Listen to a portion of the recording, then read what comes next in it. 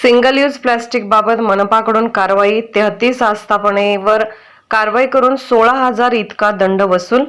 दिनांक 3/1/2024 रोजी मनपा वतीने सांगली विभागामध्ये सिंगल यूज प्लास्टिक बाबत कडक कारवाई करण्यात आली आहे.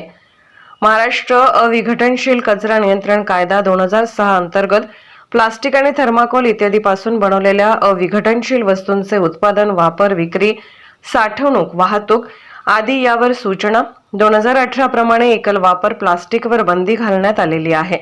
अशा एकल वापर प्लास्टिक वापर करणाऱ्या व्यक्तींवर स्पॉट फाईन दंड 500 रुपये तथा याचा व्यवसाय करणाऱ्या दुकानदारांवर प्रथम दंड 5,000 रुपये इतका आहे.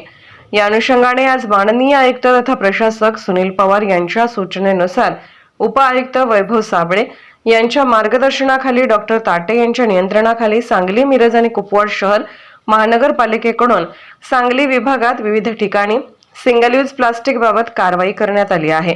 यामध्ये आज प्रामुख्याने फळ विक्रेते, भाजी विक्रेते, फूल हार विकणारे तसेच मटण, चिकन शॉप, किराणा स्टोअर, बेकरी आदी आस्थापनांवर कारवाई करण्यात आली. या कारवाईमध्ये प्लास्टिकचे स्ट्रॉ, कॅरी बॅग, प्लास्टिकचे ग्लास, प्लास्टिकच्या वाट्या व इतर वस्तू जप्त करण्यात आल्या.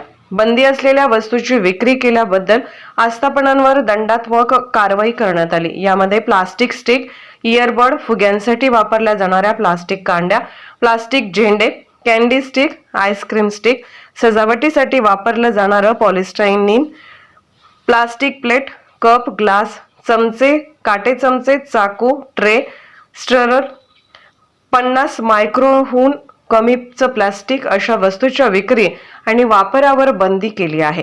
यावेळी वरिष्ठ स्वच्छता निरीक्षक युनिस बारगीर, पर्यावरण अभियंता अजित गुजराती, ऋषिकेश किल्लेदार, शहर समन्वयक वैष्णवी कुंभार आणि सर्व SI उपस्थित होते.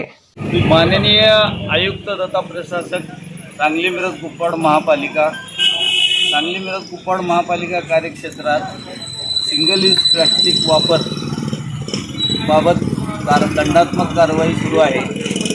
आणि आज फूलवाले, फूल विक्रेते, हॉटेल्स, मटण दुकाने व प्लॅस्टिक स्टॉक करून विक्री करणाऱ्यावर दंडात्मक कारवाई करण्यात येत आहे. आणि इथून पुढेही अशी मोहीम अखंडपणे सुरू राहणार आहे. नागरिकांनी प्लॅस्टिकचा वापर करू नये, विशेषतः आस्थापनेने प्लॅस्टिकचा वापर करू नये ही आमची विनंती आहे.